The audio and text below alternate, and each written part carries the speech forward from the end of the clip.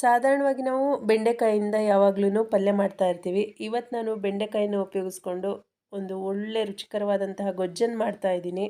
Hi friends, ಎಲ್ರಿಗೂ ನಮಸ್ಕಾರ. Welcome back to coffee ನಾಡು ಅಡುಗೆ. ಬೆಂಡೆಕಾಯಿ ಗೊಜ್ಜು ಅಥವಾ ಸಾಂಬಾರು ಅಂದರೆ ಕೆಲವ್ರಿಗೆ ಇಷ್ಟನೇ ಇರೋದಿಲ್ಲ. ಈ ರೀತಿ ಮಾಡಿಕೊಡಿ, ತುಂಬಾ ಚೆನ್ನಾಗಿರುತ್ತೆ. ಹಾಗೆ ಎಲ್ಲರೂ ಕೂಡ ಇಷ್ಟಪಟ್ಟು ತಿಂತಾರೆ. ನೋಡಿ, ಬೆಂಡೆಕಾಯಿನ ಕ್ಲೀನಾಗಿ ತೊಳೆದ್ಬಿಟ್ಟು ನೋಡಿ, ಈ ರೀತಿ ದೊಡ್ಡ ಸೈಜ್ನಲ್ಲಿ ಸ್ವಲ್ಪ ಉದ್ದುದ್ದಾಗಿ ಕಟ್ ಮಾಡ್ಕೊಂಡಿದ್ದೀನಿ. ಈಗ ಒಂದು ಬಾಣಲೆನ ಬಿಸಿಗೆ ಇಟ್ಕೊಂಡಿದ್ದೀನಿ. ಅದಕ್ಕೆ 1 ಚಮಚದಷ್ಟು ಎಣ್ಣೆ ಹಾಕ್ಕೊಂಡು ಬೆಂಡೆಕಾಯಿನ ಈಗ ಚೆನ್ನಾಗಿ ಹುರ್ಕೊಳ್ತಾ ಇದ್ದೀನಿ. ಸಾಧಾರಣವಾಗಿ ಎಲ್ರಿಗೂ ಗೊತ್ತಿರೋ ಹಾಗೆ ಈ ರೀತಿ ಮಾಡಿದ್ರೆ ಬೆಂಡೆಕಾಯಿ ಲೋಳೆ ಬರೋದಿಲ್ಲ. ಸಾಂಬಾರಿನಲ್ಲಿ ಆಗಲಿ ಅಥವಾ ಪಲ್ಯ ಮಾಡುವಾಗ ಈ ಪ್ರೊಸೀಜರು ತುಂಬಾ ಇಂಪಾರ್ಟೆಂಟು. ನೋಡಿ, ಒಂದು 2ರಿಂದ 3 ನಿಮಿಷ ನಾನು ಮೀಡಿಯಮ್ ಫ್ಲೇಮ್ನಲ್ಲಿ ಇಟ್ಕೊಂಡು ಹುರ್ಕೊಂಡಿದ್ದೀನಿ. ಈಗ ಇದನ್ನು ಒಂದು ಸೈಡ್ನಲ್ಲಿ ಒಂದು ಪ್ಲೇಟ್ಗೆ ಹಾಕಿ ಎತ್ತಿಟ್ಕೊಳ್ಳೋಣ. ಈಗ ಬಾಣಲೆಗೆ ನಾನು ಒಂದು 3ರಿಂದ 4 ಚಮಚದಷ್ಟು ಎಣ್ಣೆ ಹಾಕ್ಕೊಳ್ತಾ ಇದ್ದೀನಿ. ಎಣ್ಣೆ ಸ್ವಲ್ಪ ಬಿಸಿ ಆದಮೇಲೆ ನೋಡಿ, ಈ ರೀತಿ ದಪ್ಪದಾಗಿ ಕಟ್ ಮಾಡ್ಕೊಂಡಿರುವ ಒಂದು ದೊಡ್ಡ ಸೈಜ್ನ ಈರುಳ್ಳಿಯನ್ನು ಹಾಕ್ಕೊಳ್ತಾ ಇದ್ದೀನಿ. ಒಂದು 5ರಿಂದ 6 ಬೆಳ್ಳುಳ್ಳಿ ಎಸಳುಗಳನ್ನು ಸಿಪ್ಪೆ ತೆಗೆದು ಸೇರಿಸ್ಕೊಳ್ತಾ ಇದ್ದೀನಿ. ಇದನ್ನು ಸ್ವಲ್ಪ ಫ್ರೈ ಮಾಡ್ಕೊಳ್ಳೋಣ.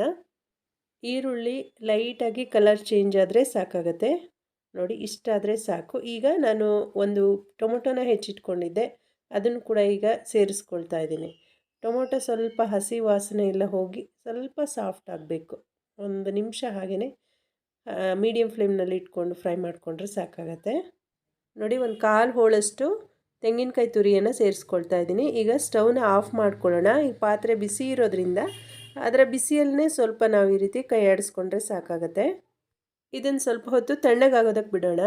ನೋಡಿ, ಇದು ತಣ್ಣಗಾಗಿದೆ. ಈಗ ಇದನ್ನು ಒಂದು ಮಿಕ್ಸರ್ ಜಾರ್ಗೆ ಹಾಕ್ಕೊಳ್ತಾ ಇದ್ದೀನಿ. ಈಗ ಮಿಕ್ಸರ್ ಜಾರ್ಗೆ ಹಾಕ್ಕೊಂಡು ಇದಕ್ಕೆ ಸ್ವಲ್ಪ ಎಷ್ಟು ಬೇಕೋ ಅಷ್ಟು ರುಬ್ಬೋದಕ್ಕೆ ನೀರನ್ನು ಸೇರಿಸ್ಕೊಂಡು ನುಣ್ಣಗೆ ನಾನಿಲ್ಲಿ ಪೇಸ್ಟ್ ಮಾಡ್ಕೊಳ್ತಾ ಇದ್ದೀನಿ. ನೋಡಿ, ಈ ರೀತಿ ನುಣ್ಣಗೆ ಮಾಡ್ಕೋಬೇಕು.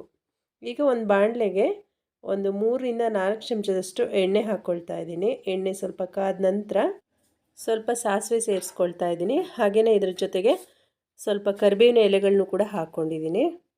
ಈಗ ಸಣ್ಣದಾಗಿ ಕಟ್ ಮಾಡಿ ಇಟ್ಕೊಂಡಿರುವಂತಹ ಒಂದು ಮೀಡಿಯಮ್ ಸೈಜ್ ಈರುಳ್ಳಿನ ಸೇರಿಸ್ಕೊಂಡಿದ್ದೀನಿ. ಈಗ ಸ್ವಲ್ಪ ಇದನ್ನು ಚೆನ್ನಾಗಿ ಫ್ರೈ ಮಾಡಬೇಕಾಗತ್ತೆ. ಈರುಳ್ಳಿ ಸ್ವಲ್ಪ ಫ್ರೈ ಆಗಿದೆ. ಈಗ ಇದಕ್ಕೆ ನಾವು ಹುರಿದಿಟ್ಕೊಂಡಿರುವಂತಹ ಬೆಂಡೆಕಾಯಿನ ಸೇರಿಸ್ಕೊಳ್ಳೋಣ. ಈಗ ಬೆಂಡೆಕಾಯಿಗೆ ಸ್ವಲ್ಪ ಉಪ್ಪನ್ನು ಹಾಕ್ಕೊಂಡು ಒಂದು 2ರಿಂದ 3 ನಿಮಿಷ ಹೀಗೇ ನಾವು ಲೋ ಫ್ಲೇಮ್ನಲ್ಲಿ ಇಟ್ಕೊಂಡು ಹುರ್ಕೋಬೇಕಾಗತ್ತೆ.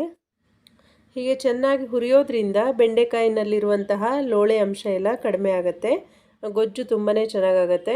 ನೋಡಿ, ಈಗ ಇದನ್ನು ಲೋ ಫ್ಲೇಮ್ನಲ್ಲಿ ಇಟ್ಕೊಂಡು ಒಂದು 2ರಿಂದ 3 ನಿಮಿಷ ಬೇಯಿಸ್ಕೊಂಡಿದ್ದೀನಿ.